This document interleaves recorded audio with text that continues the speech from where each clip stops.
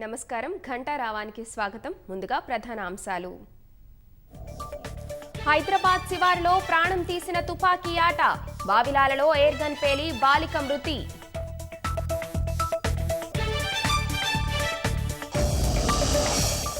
గుంటూరులో భవన నిర్మాణ పనుల్లో అపశృతి, మట్టి పెళ్లలు కూలి ఒకరు మృతి, శిథిలాల్లో మరొకరు.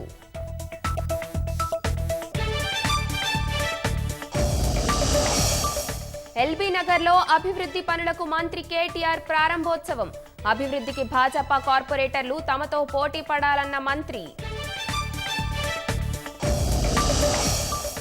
12 నుంచి 14 ఏళ్ల పిల్లలకు వ్యాక్సినేషన్ ప్రారంభించిన హరీష్, కరోనా ప్రభావం తగ్గినా ముప్పు పొంచి ఉందన్న మంత్రి. మౌలిక వసతులు కావాలంటూ కదిలొచ్చిన గ్రామస్తులు, నిర్మల్కు 3 రోజులు పాదయాత్ర, కలెక్టరేట్ వద్ద వంట వార్పు.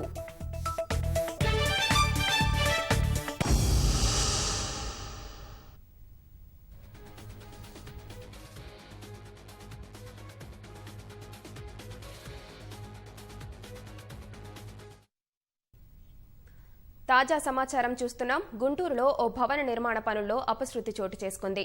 అమరావతి రోడ్డులోని ముత్యాలరెడ్డి నగర్లో భవన నిర్మాణానికి పునాదులు తవ్వుతుండగా మట్టి పెళ్లలు విరిగిపడ్డాయి. ఒక కూలీ మరణించగా శిథిలాల కింద మరొకరు చిక్కుకున్నారు. కాపాడేందుకు సహాయక చర్యలు చేపట్టారు. మరింత సమాచారం మా ప్రతినిధి చంద్రశేఖర్ ప్రత్యక్ష ప్రసారం ద్వారా అందిస్తారు. గుంటూరు నగరంలోని అమరావతి రోడ్డులో ఉన్నటువంటి అమరావతి రోడ్లో భారీ బహుళ అంతస్తుల సముదాయం నిర్మించేటువంటి ప్రాంతంలో ప్రమాదం జరిగింది. మట్టి పిల్లలు విరిగిపడడంతో 2 కూలీలు మట్టి పిల్లలు చిక్కున్నారు. వారిలో ఒకరి మృతదేహాన్ని కొద్దిసేపు క్రితం వెలికి తీశారు. మొత్తం ఎస్వి బిల్డర్స్ సంస్థ ఇక్కడ బహుళ అంతస్తుల సముదాయంతో పాటుగా మల్టీప్లెక్స్ 5 థియేటర్లు కూడా నిర్మించేందుకు ప్రణాళికలు రూపొందించి నగరపాలక సంస్థ నుంచి అనుమతులు తీసుకుంది. అయితే భవన నిర్మాణానికి సంబంధించి మొత్తం భారీ స్థాయిలో లోపలికి గోతులు తీస్తున్నారు. 40 అడుగుల మేర గోతులు తీశారు. ఆ గోతులు తీసి ఆ పునాదులకు సంబంధించి కాంక్రీట్ ఫిల్లింగ్ చేసేటువంటి పనులు ప్రస్తుతం మొదలుపెట్టారు. ఈ పునాదులు తీసిన ప్రాంతంలో ఒకవైపుగా మొత్తం కాంక్రీట్కి సంబంధించినటువంటి మొత్తం నింపేటువంటి పనులు గత 3 రోజులుగా జరుగుతున్నట్టుగా కూలీలు చెప్తున్నారు. బీహార్ నుంచి వచ్చినటువంటి కూలీలు ఇక్కడ పనులు నిర్వహిస్తూ ఉన్నారు. కాంక్రీట్ ఫిల్లింగ్ సంబంధించిన పనులు నిర్వహిస్తున్న సమయంలోనే పక్కన ఉన్నటువంటి మట్టి పిల్లలన్నీ కూడా విరిగిపడ్డాయి. వెంటనే అప్రమత్తమైనటువంటి కూలీలు 1-2 అయితే వెంటనే పక్కకు తప్పుకున్నారు. మరో 3 మాత్రం మట్టి పిల్లల కింద ఇరుక్కుని పోయారు. వారిని సహచర కూలీలు రక్షించేందుకు ప్రయత్నించారు. ఒకరిని మాత్రం ప్రాణాలతో బయటికి కాపాడగలిగారు. ఆ వెంటనే అధికారులకు సమాచారం ఇవ్వడంతో పోలీసులు, అగ్నిమాపక సిబ్బంది, అలాగే రెవెన్యూ అధికారులు అందరూ కూడా ఈ ఘటనా స్థలానికి చేరుకుని సహాయ చర్యలను ప్రారంభించారు. ఆ సహాయ చర్యలు ప్రస్తుతం జరుగుతున్నాయి. ఆ సహాయ చర్యలు చేసేటువంటి క్రమంలోనే ఒకరి మృతదేహాన్ని మట్టి పిల్లల నుంచి బయటికి వెలికి తీశారు. మరొకరి మృతదేహం కోసం అయితే గాలింపు చర్యలు కొనసాగుతున్నాయి. జేసీబీల సాయంతో మట్టిని, ఆ ఇనుప చువ్వల్ని అంతా కూడా తొలగించి ఈ సహాయ చర్యలు చేస్తున్నారు. వారిని రక్షించేటువంటి దానికోసం అయితే ప్రయత్నాలు అయితే అధికార యంత్రాంగం వైపు నుంచే చేస్తున్నారు. మరోవైపు ఈ ఘటనా స్థలానికి నగర మేయర్ కావటి మనోహర్ నాయుడు, అలాగే కమిషనర్ నిశాంత్ కుమార్ వీరిద్దరు కూడా వచ్చి సహాయ చర్యల్ని పర్యవేక్షిస్తున్నారు. ఘటన జరగడానికి కారణాలు ఏంటి అనే అంశంపైన ఆలోచిస్తున్నారు. అలాగే ఇక్కడ ఎవరైతే నిర్మాణ సంస్థ ఎస్వి బిల్డర్స్ ఉందో ఆ కంపెనీకి సంబంధించినటువంటి ప్రతినిధులతోనూ, అలాగే ఇది సహాయ చర్యలు చేసినటువంటి అధికారులతో కూడా మాట్లాడుతున్నారు. మొత్తం దీనికి సంబంధించి అనుమతులు, ప్లానింగ్ సంబంధించిన అనుమతులను కూడా సజావుగా తీసుకున్నారా లేదా, అలాగే ఏమైనా ఉల్లంఘనలు జరిగాయా, ఈ పునాదులతో వేసే క్రమంలో రక్షణ చర్యలు ఎలా ఉన్నాయి అంశాలపైన అయితే అధికారులు ఆరాధిస్తున్నారు. అయితే మనం ఇక్కడ చూస్తున్న దాని ప్రకారం అయితే మొత్తం 40 అడుగుల పైగా గోతులతో వినటువంటి తరుణంలో సరైనటువంటి రక్షణ చర్యలు అయితే తీసుకున్నట్టుగా అయితే ఏం కనిపించడం లేదు. ఇంత భారీ స్థాయిలో ఉన్నప్పుడు తప్పనిసరిగా ఆ పక్క వైపు నుంచి మట్టి పిల్లలు విరిగిపడేటువంటి అవకాశం ఉంది. గతంలోనూ గుంటూరు నగరంలోనూ ఇలాంటి ప్రమాదాలు జరిగాయి. 2016లో లక్ష్మీపురం జంక్షన్లో కూడా ఇలాంటి ప్రమాదం జరిగి 7 మంది కూలీలు కూడా అప్పట్లో మరణించారు. దాని నుంచి కూడా పాఠాలు నేర్చుకున్నట్లేదు. ఇప్పుడు కూడా అలాంటి ప్రమాదం జరగడం అయితే ఒక విధమైన అందరినీ కూడా నిర్గాంతపరిచింది. మేయర్ మనోహర్ నాయుడు గారు మనతో పడుతున్నారు. సార్, ఏంటి ప్రమాదానికి కారణాలు ఏంటి, అసలు ఏం జరిగింది, మీ దగ్గర ఉన్నటువంటి సమాచారం? ఈరోజు గుంటూరు నగరంలో అమరావతి రోడ్లో ఒక దురదృష్టకరమైనటువంటి సంఘటన జరిగింది. ఈరోజు మా కౌన్సిల్ హాల్లో మా స్టాండింగ్ కమిటీ మీటింగ్ జరుగుతూ ఉంది. స్టాండింగ్ కమిటీ సభ్యులతో మరి సమావేశంలో అధికారులు అమరావతి రోడ్లో ఈ సంఘటన జరిగింది. దీని గురించి మరి మా సమాచారం అందించగా నేను మా కమిషనర్ గారు ఒకటావుటిని కూడా ఇక్కడ బయలుదేరి రావడం కూడా జరిగింది. మరి 5గురు ఈ మట్టి కెళ్ళల కింద పడ్డారని చెప్పేసి కూడా చెప్పారు. మరి 3గురిని ఇప్పుడే హాస్పిటల్ పంపించడం కూడా జరిగింది. వాళ్ళకి ప్రాణాపాయం ఏమీ లేదు, వాళ్ళు ఇబ్బంది పడాల్సిన అవసరం లేదు. వాళ్ళు 2-3 రోజుల్లో వాళ్ళు బయటకు వస్తారు. మరి ఇద్దరిలో ఒక అతనైతే చనిపోయాడు, ఇప్పుడే బాడీ కూడా ట్రేస్ ఒకటి బయటికి తీసాం. మరి రెండో బాడీ ఉందని చెప్తున్నారు, అది అనుమానాస్పదంగా ఉంది. మరి మట్టి పిల్లలు తీస్తే కానీ మరి చెప్పలేము. మరి దీనికి సంబంధించి ఎందుకంటే ఇంత పెద్ద సెల్లారు మరి తవ్వటం, మరి ప్లాన్ అయితే మా కార్పొరేషన్ సంబంధించి ప్లాన్ అయితే ఇవ్వలేదు. మరి ఇంత పెద్ద సెల్లారు తవ్వటం చాలా దురదృష్టకరం. తప్పకుండా బాధ్యులైనటువంటి ఈ యాజమాన్యానికి కానీ అదేవిధంగా అధికారులు ఎవరైనా ఉన్నా కూడా ఉపేక్షించే పరిస్థితులు తప్పకుండా చర్యలు తీసుకుంటామని చెప్పి కూడా తెలియజేసుకుంటా ఉన్నాను. మనకి ఇంత పెద్ద వ్యవస్థ ఉన్నప్పటికీ ఇంత భారీ స్థాయిలో ఒక 3 నెలల నుంచి తవ్వకాలు జరుగుతున్నప్పుడు కూడా తెలియకపోవడానికి కారణాలు ఏంటి? అసలు ప్లానింగ్ లేకుండా పర్మిషన్ లేకుండా చేయడం కొంత దురదృష్టకరమైన విషయం. తప్పకుండా చర్యలు తీసుకుంటాం. ఇది మొత్తం దీనికి సంబంధించి సహాయ చర్యలు కొనసాగుతూ ఉన్నాయి. అక్కడ పనులు నిర్వహిస్తూ మట్టి పిల్లల్లో చిక్కున్నటువంటి మరొక కూలీ కూడా బయటపడినట్టుగా తెలుస్తోంది. దానికి సంబంధించి మొత్తం అందరూ కూడా సహాయ చర్యలు అందరూ కూడా చేస్తున్నారు. మనం చూద్దాం, ఆ విజువల్స్ ఒకసారి చూద్దాం. మరొకరు కూడా ఆ శిథిలాల కింద చిక్కుకొని మరొకరు కూడా మరణించారు. మొత్తం ఈ ప్రమాదంలో మరణించే వారి సంఖ్య ఇద్దరికి చేరిందని చెప్పొచ్చు. మరొకరి మృతదేహం కూడా మట్టి పిల్లల కింద మనం చూడవచ్చు. బీహార్ నుంచి ఉపాధి కోసం బతుకుతెరువు కోసం వచ్చినటువంటి కూలీలు ఇలా మట్టి పిల్లల కింద చిక్కుకొని మరణించడం సజీవ సమాధి కారణం అయితే తీవ్రంగా కలిసివేసింది. సరైనటువంటి ఈ నిర్మాణ సంస్థకు సంబంధించిన వారు సరైన రక్షణ చర్యలు తీసుకోకపోవడం వల్ల ఈ ప్రమాదం జరిగిందని చెప్పేసి సహచర కూలీలు చెప్తున్నారు. ఆ మరణించినటువంటి వారు ఇద్దరని చెప్పేసి స్పష్టంగా ఇప్పుడు అర్థమవుతోంది. ఈ నిర్మాణ సంస్థకు సంబంధించి కూడా ఎలాంటి అనుమతులు ప్లానింగ్ సంబంధించి ఇంకా నగరపాలక సంస్థ అప్రూవ్ చేయలేదు, అప్రూవ్ అయితే ఇవ్వలేదని చెప్పేసి మేయర్ కావటి మనోహర్ నాయుడు స్పష్టం చేశారు. మరి ఇంతకాలం ఇంత భారీ స్థాయిలో తవ్వకాలు జరుగుతుంటే 40 అడుగుల మేర ఇంత భారీ భవన సముదాయం కోసం తవ్వకాలు జరుగుతుంటే మరి అధికార యంత్రాంగం కావచ్చు, క్షేత్రస్థాయిలో పనిచేసిన సిబ్బంది కావచ్చు, వాలంటీర్ వ్యవస్థ కావచ్చు, లేకపోతే సచివాలయ సిబ్బంది కావచ్చు, వీరందరూ కూడా రోడ్డు మీద ఎవరైనా చిన్న గోడకు సంబంధించి లేదా ఇంటి మరమ్మతుల కోసం ఏదైనా కంకర సిమెంట్ అయితే తెచ్చి చేసుకున్నా కానీ దానికి సంబంధించి ప్లానింగ్ అనుమతులు ఉన్నాయంటూ వచ్చి హడావుడి చేసేటువంటి నగరపాలక సంస్థ సిబ్బంది ఇంత భారీ స్థాయిలో ఇక్కడ తవ్వకాలు జరుగుతున్నప్పుడు ఎందుకు పుచ్చలేదు? ఎలాంటి అనుమతులు లేకుండా అలాంటి ప్లానింగ్ సంబంధించి ఎలాంటి అప్రూవ్ కాకుండానే ఇంత భారీ స్థాయిలో ఇక్కడ తవ్వుతుంటే ఏం చేస్తున్నారనేది అయితే ప్రశ్నార్థకమని చెప్పాలి. మరి ఎందుకు చూసినట్టుగా ఉన్నారా టౌన్ ప్లానింగ్ అధికారులు అనేది తేలాల్సి ఉంది. దీనిపైన ఎవరు బాధ్యులు తేలితే వారిపైన చర్యలు తీసుకుంటామని చెప్పేసి కూడా మేయర్ కావటి మనోహర్ నాయుడు ప్రకటించారు. దీనికి సంబంధించి ఈ సహాయ చర్యలు అయితే కొనసాగిస్తున్నారు. ఆ మృతదేహానికి సంబంధించి రెండో మృతదేహం కూడా కొద్దిసేపటి క్రితమే బయటపడింది. దాన్ని బయటకు తీసేందుకు ప్రయత్నాలు సాగిస్తూ ఉన్నారు. దీనికి సంబంధించి అధికారులు అయితే ఆ దగ్గరే ఉండి కార్యక్రమాన్ని అంతా కూడా చూస్తూ ఉన్నటువంటి పరిస్థితి. మట్టి పిల్లల ప్రమాదం నుంచి బయటపడినటువంటి ముగ్గురి కూలీల పరిస్థితి అయితే సురక్షితంగానే ఉన్నారు. వారికి ప్రాణాలకైతే ప్రమాదం లేదని చెప్పేసి అధికారులు చెబుతూ ఉన్నారు. ఈ మరణించినటువంటి ఒకరి మృతదేహాన్ని ఇప్పటికే జీజీహెచ్కి తరలించారు. మరొకరి మృతదేహం కూడా బయటపడింది. దాన్ని బయటికి మట్టి పిల్లల కింద నుంచి మట్టి పిల్లల్లో ఉంది. ఆ మృతదేహం కనిపించింది. దాన్ని బయటికి తీసేందుకు ప్రయత్నాలు సాగిస్తూ ఉన్నటువంటి పరిస్థితి. ఈ ఘటనకు కారణాలపైన కఠినంగా చర్యలు తీసుకుంటామని చెప్పేసి అధికారులు చెప్తున్నారు. మరికొద్దిసేపట్లోనే రెండో మృతదేహాన్ని కూడా తీస్తామని చెప్పేసి వారు చెప్తున్నారు. ఇది గుంటూరు నగరంలో మట్టి పిల్లలు విరిగిపడి ఇద్దరు మరణించిన ఘటనకు సంబంధించిన తాజా సమాచారం. కెమెరామెన్ అలీతో పూర్ణచంద్రశేఖర్, ఈటీవీ న్యూస్, గుంటూరు. ధన్యవాదాలు చంద్రశేఖర్. సంగారెడ్డి జిల్లా జిన్నారం మండలం వావిలాలో విషాదం జరిగింది. ఓ ఫామ్ హౌస్ లో ఎయిర్ గన్ పేలి బాలిక మృతి చెందింది. పిల్లలు ఆడుకుంటుండగా ప్రమాదవశాత్తు ఎయిర్ గన్ పేలిందని పోలీసులు తెలిపారు. బాలిక మృతదేహాన్ని శవపరీక్ష నిమిత్తం ఉస్మానియా ఆసుపత్రికి తరలించారు. కేసు నమోదు చేసి దర్యాప్తు చేస్తున్నామని డీసీపీ భీమ్రెడ్డి వెల్లడించారు.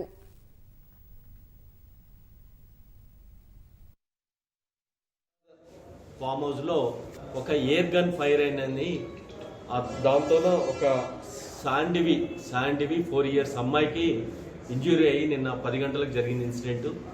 హాస్పిటల్ ఈరోజు ఎర్లీ మార్నింగ్ ఉస్మానియా హాస్పిటల్ చనిపోయిందని ఇన్ఫర్మేషన్ వచ్చింది. మరి ఎయిర్ గన్ను ఎలా ఫైర్ అయింది ఏందనే దాని కోణంలో మేము ఇన్వెస్టిగేషన్ చేస్తాం.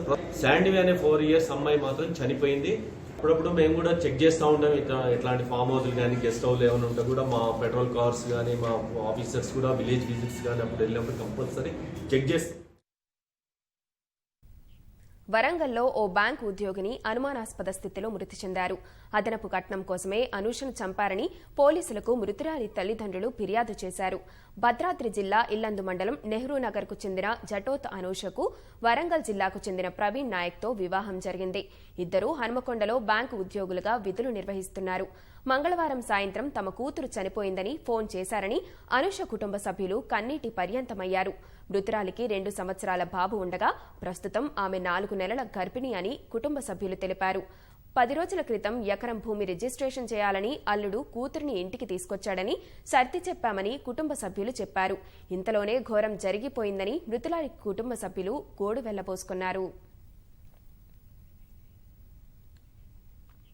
హైదరాబాద్లో వరద ముంపు సమస్య పరిష్కారానికి కేంద్ర మంత్రి కిషన్ రెడ్డి 10,000 కోట్ల నిధులు తీసుకురావాలని మంత్రి కేటీఆర్ చురకలంటించారు. మహానగర అభివృద్ధికి భాజపా నేతలు పోటీ పడాలని చురకలంటించారు. ఎల్బీనగర్ నియోజకవర్గంలో పర్యటించిన మంత్రి కేటీఆర్ అభివృద్ది పనులకు శ్రీకారం చుట్టారు. ఎల్బీనగర్ కూడలిలో 9,28 లక్షల వ్యయంతో జీహెచ్ఎంసీ నిర్వహించిన అండర్ పాస్ ను మంత్రి ప్రారంభించారు. బైరమల్గూడలో 28,64 లక్షల రూపాయల ఖర్చుతో పూర్తి చేసిన పైవంతెనను కేటీఆర్ ప్రారంభించారు.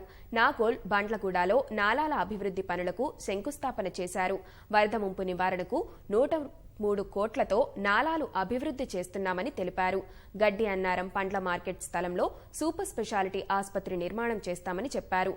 ఎల్బీనగర్లో స్థలాల రిజిస్ట్రేషన్ సమస్య పరిష్కరిస్తామని కేటీఆర్ హామీ ఇచ్చారు. 2-3 నెలల్లో కొత్త పింఛన్లు ఇస్తామన్న మంత్రి అభివృద్ది పనులు చేసేందుకు భాజపా కార్పొరేటర్లు కూడా ముందుకు రావాలన్నారు.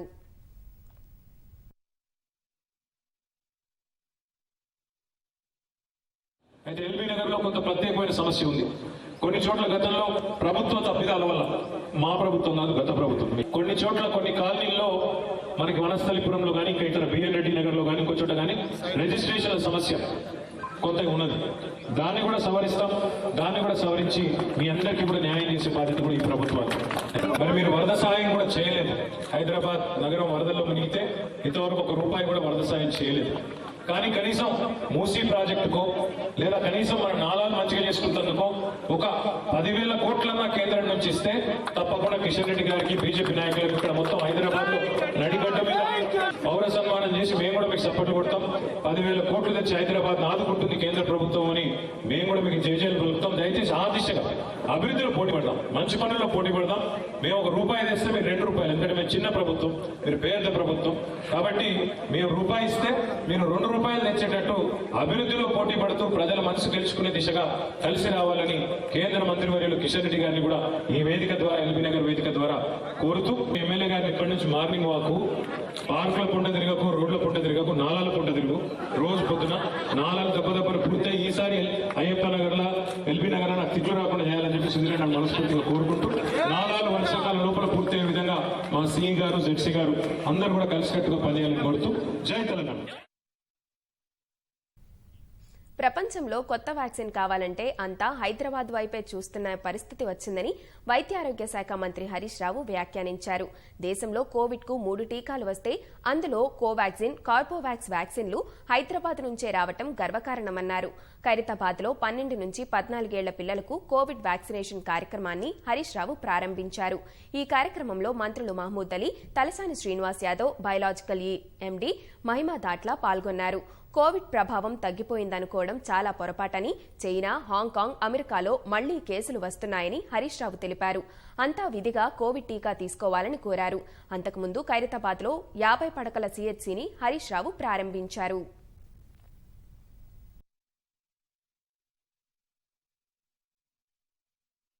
ప్రపంచంలో ఒక కొత్త వ్యాక్సిన్ ఏదైనా రావాలంటే whole world is looking towards Hyderabad.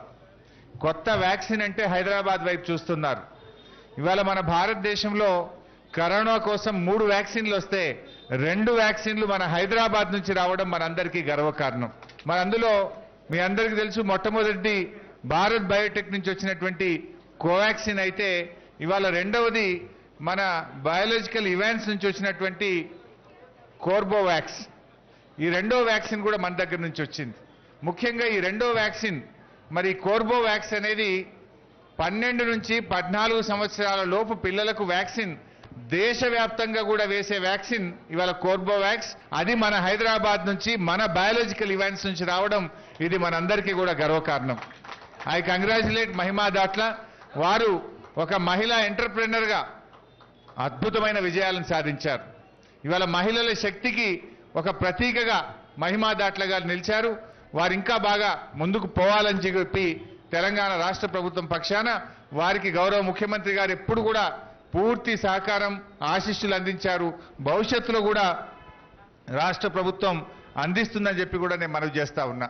Today is a very important milestone for the nation and for our company. Today, as you know, the Government of India has rolled out immunization program to the age of 12. We are very proud to be associated with the government in delivering immunization and facilitating this next phase. Today is even more special because it is World Immunization Day. So it's quite a milestone for us to be facilitating this launch on this day.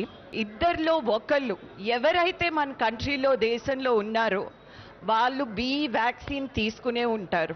ఇది Covid వ్యాక్సినే కాదు, we've been in childhood vaccines, triple vaccine, 5-in-1 vaccine, pentavalent.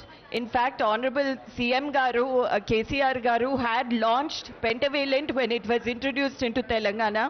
So we feel very grateful and fortunate that we are able to continue that legacy, and today we are facilitating this next phase in the government's bold mission to immunize up to 12 years of age.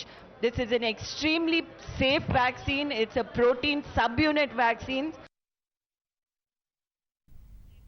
శాసనసభ ప్రాంగణంలో Congress senior నేత జీవన్ రెడ్డి మాట్లాడుతున్నారు. ప్రత్యక్ష ప్రసారం ద్వారా చూద్దాం. ప్రభుత్వమయా ఇదేనా మనం కోరుకున్న రైతు సంక్షేమం? ఇలా ధాన్యం ఏదైతుందో రైతు నెల రోజుల్లో కోతలు ఆరంభమైతే రైతు ధాన్యం ఏం చేయాలి ఎవరికి తోస్తలేదని చెప్పంటున్నా. నేను చెప్తున్నా కేవలం 3,000 కోట్లు. ఆ 3,000 కోట్లలో కూడా నీ 2,000 కోట్లు ప్రత్యామ్నాయంగా భర్తీ చేయబడితే ఇదంతా లెక్కలు నేను మొన్న శాసన మండలి చర్చ సందర్భంగా హరీష్ రావు గారికి నివేదించాలని చెప్పంటాను. నేను ఇప్పుడు పత్రికా సమావేశంలో విలేకరుల సమావేశంలో పేర్కొన్నటువంటి ఒక ఈ లెక్కలన్నీ కూడా శాసన మండలి వేదికగా హరీష్ రావు గారికి నివేదించాలని చెప్పి అంటున్నాను. స్పందన లేదు. నిరంజన్ రెడ్డి గారు నివేదించిన స్పందన లేదు. ప్రభుత్వం ఏ విధంగా పనిచేస్తుందో దయచేసి గమనించండి చెప్పి అంటున్నాను. Thank you.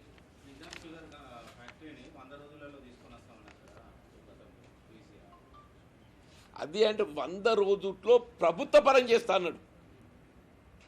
యాక్చువల్లీ ఏదైతుందో తెలంగాణ రాష్ట్రం ఏర్పడ్డ నాడు ఇవాళ నిజాం చక్కెర కర్మాగారం ఏదైతే డక్కన్ షుగర్ లిమిట్స్ ఉన్నదో అది ప్రైవేటు యాజమాన్యంలో క్రషింగ్ కొనసాగుతుండే. ప్రైవేటు యాజమాన్యంలో కొనసాగుతున్నటువంటి ఒక క్రషింగే అది ప్రభుత్వ పరంగా చేపడతాం 100 రోజుల్లో అని చెప్పని ఎన్నికల సమయంలో పేర్కొన్నాడు. ఇలా 100 రోజుల్లో ప్రభుత్వ పరంగా చేపట్టడం కాదు, 100 రోజుల్లో పూర్తిగా నిలిపేసిండు, పూర్తిగా మూసేసిండు అని చెప్పంటున్నా.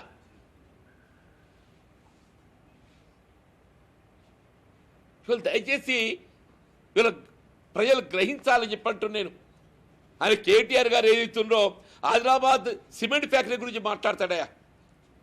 ఆదిలాబాద్ సిమెంట్ ఫ్యాక్టరీ కేవలం కార్మికులకు సంబంధించిన అంశం. వి వెల్కమ్ ఇట్, దాన్ని రీఓపెన్ చెప్పేయండి. కానీ ఇది ఏదైతుందో కేవలం కార్మికులకు సంబంధించిన అంశమే కాకుండా దానిపై ఆధారపడ్డటువంటి 1,00,000 మంది రైతాంగానికి సంబంధించిన అంశం అని చెప్పంటున్నాను. దయచేసి దాన్ని పరిగణలోకి తీసుకోవాలని చెప్పని కోరుతున్నాను. థ్యాంక్ యూ బాబు. పంజాబ్ ముఖ్యమంత్రిగా ఆమ్ ఆద్మీ పార్టీ నాయకుడు భగవంత్ మాన్ మరి కాసేపట్లో ప్రమాణ స్వీకారం చేయనున్నారు. ఈ మేరకు భగత్ సింగ్ పూర్వీకుల గ్రామం కట్కర్ కలాన్లో ఏర్పాట్లు పూర్తయ్యాయి. ఆమ్ ఆద్మీ కార్యకర్తలు, నాయకులు పంజాబ్ నలుమూలల నుంచి భారీ సంఖ్యలో కట్కర్ కలాన్కు చేరుకుంటున్నారు. బాబాసాహెబ్ అంబేద్కర్, భగత్ సింగ్ కలల్ని సాకారం చేసే విధంగా పంజాబ్లోని 3 కోట్ల మంది ప్రజలు తనతో పాటు ప్రమాణం చేస్తారని భగవంత్ మాన్ ట్వీట్ చేశారు. మాన్ ప్రమాణ స్వీకార కార్యక్రమాన్ని ఆప్ అధినేత అరవింద్ కేజ్రీవాల్, ఇతర ముఖ్య నేతలు హాజరు కానున్నట్లు సమాచారం.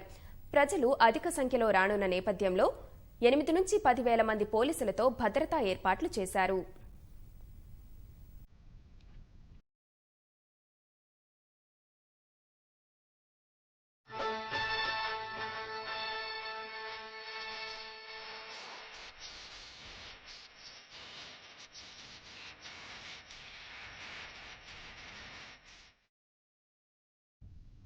కాంగ్రెస్ అధినేత్రి సోనియా గాంధీ ఆదేశాలతో పంజాబ్ పీసీసీ అధ్యక్ష పదవికి నవజోత్ సింగ్ సిద్ధు రాజీనామా చేశారు.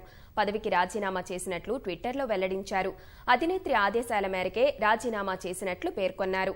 ఉత్తరప్రదేశ్, ఉత్తరాఖండ్, పంజాబ్, మణిపూర్, గోవా అసెంబ్లీ ఎన్నికల్లో ఘోర పరాజయం తర్వాత కాంగ్రెస్ నాయకత్వంపై సొంత పార్టీలోనే అసంతృప్తి వ్యక్తమైంది. ఈ నేపథ్యంలో పార్టీ ప్రక్షాళనపై సోనియా గాంధీ దృష్టి పెట్టారు. పార్టీ ఓటమి పాలైన ఈ 5 రాష్ట్రాల్లో పీసీసీ అధ్యక్షులను రాజీనామా చేయాలని ఆదేశించారు. ఆయా రాష్ట్రాల్లో కొత్త నాయకత్వానికి పార్టీ పగ్గాలు అప్పగించే కసరత్తు చేస్తున్నారు. తరగతి గదుల్లో హిజాబ్ ధారణకు అనుమతి నిరాకరిస్తూ కర్ణాటక హైకోర్టు ఇచ్చిన తీర్పును సవాలు చేస్తూ దాఖలైన పిటిషన్లపై సుప్రీంకోర్టు హోలీ సెలవుల తర్వాత విచారణ జరపనుంది. కర్ణాటక హైకోర్టు తీర్పును సవాలు చేస్తూ కొందరు విద్యార్థులు దాఖలు చేసిన పిటిషన్లను ప్రధాన న్యాయమూర్తి జస్టిస్ ఎన్వీ రమణ నేతృత్వంలోని ధర్మాసనం విచారణకు స్వీకరించింది. రానున్న పరీక్షల నేపథ్యంలో వీటిని అత్యవసరంగా విచారించాలని పిటిషనర్ల తరపు న్యాయవాది అభ్యర్థించారు. అయితే తమకు కొంత సమయం కావాలని, ఇప్పటికిప్పుడు విచారణ సాధ్యం కాదని పిటిషనర్లకు సీజేఐ జస్టిస్ ఎన్వీ రమణ స్పష్టం చేశారు. పిటిషన్లపై ముందస్తు విచారణకు నిరాకరించారు.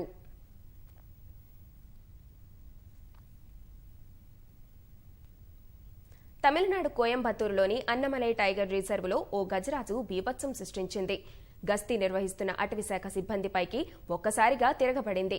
ఈ క్రమంలో వెంట తెచ్చుకున్న వాహనాల్లో తప్పించుకునేందుకు సిబ్బంది ప్రయత్నించగా ఏనుగు వదల్లేదు. వారి వాహనాలను వెంబడిస్తూ అధికారులను బెంబేలెత్తించింది. 2 వాహనాలపై ఏనుగు దాడికి యత్నించగా ఒకరు గాయపడ్డారు. ఏనుగు వెంటబడిన దృశ్యాలను ఓ అధికారి తన కెమెరాలో బంధించారు. మార్చి 13న ఈ ఘటన జరగగా ఇందుకు సంబంధించిన దృశ్యాలు ప్రస్తుతం వైరల్గా మారాయి.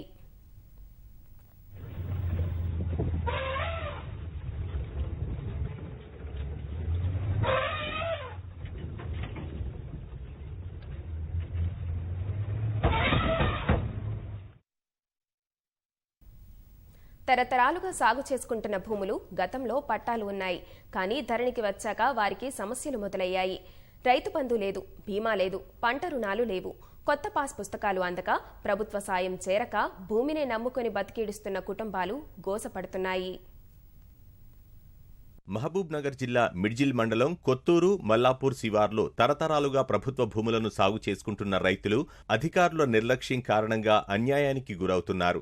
ఆ 2 గ్రామాల శివార్లోని 311 సర్వే నెంబర్లో 245 ఎకరాల ప్రభుత్వ భూములున్నాయి. వాటిని 200 మందికి పైగా రైతులు తరతరాలుగా సాగు చేస్తున్నారు. 1954 నుంచి వంశపారపర్యంగా వారికి సంక్రమించిన పట్టాదారు పాస్ పుస్తకాలు వారి వద్ద ఉన్నాయి.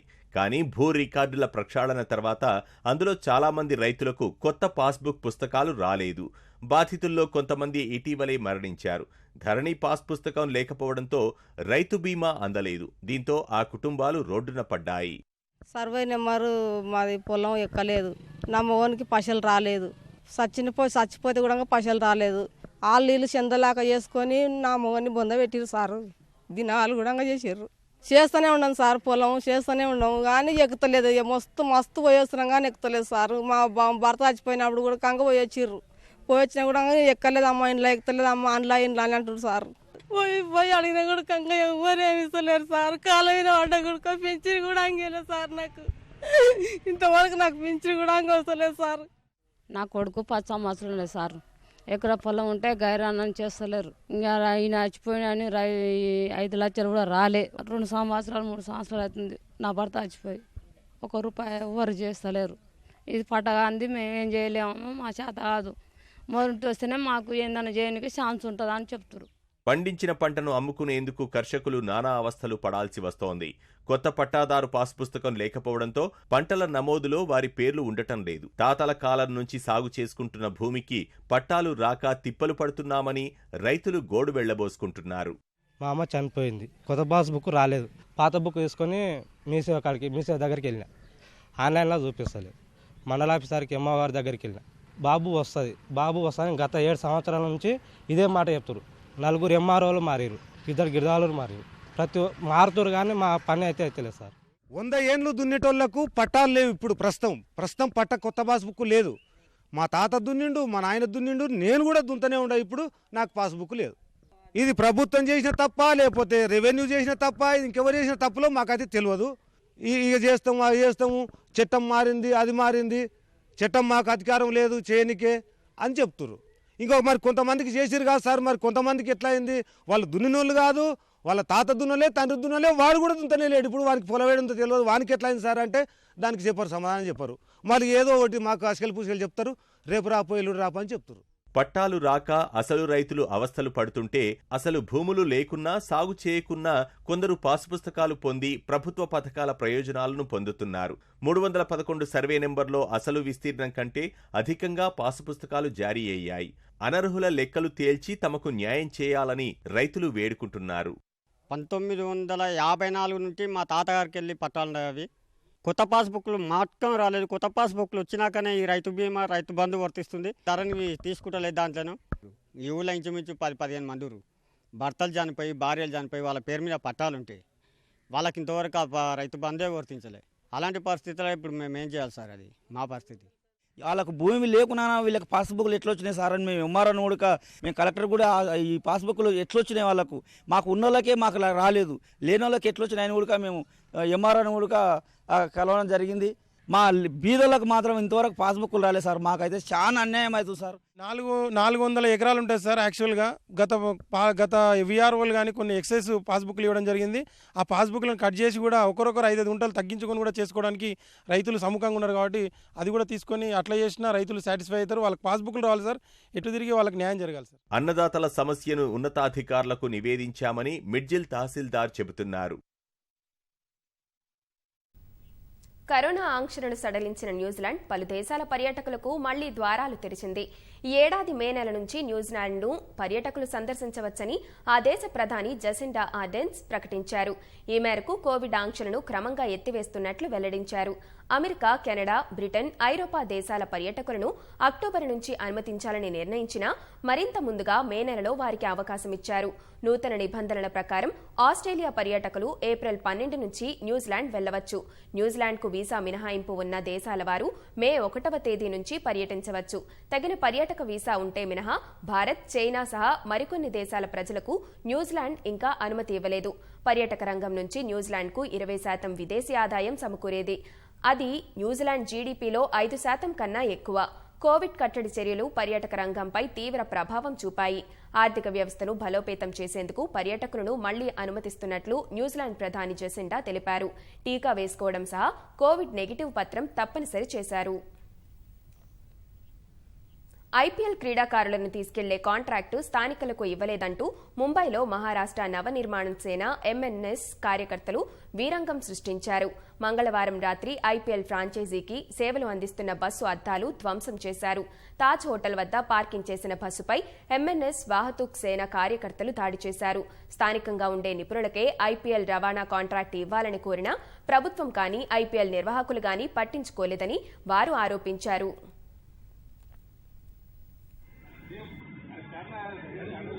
महाराष्ट्रात मराठी वाहतूकदारांना काम मिळालंच पाहिजे.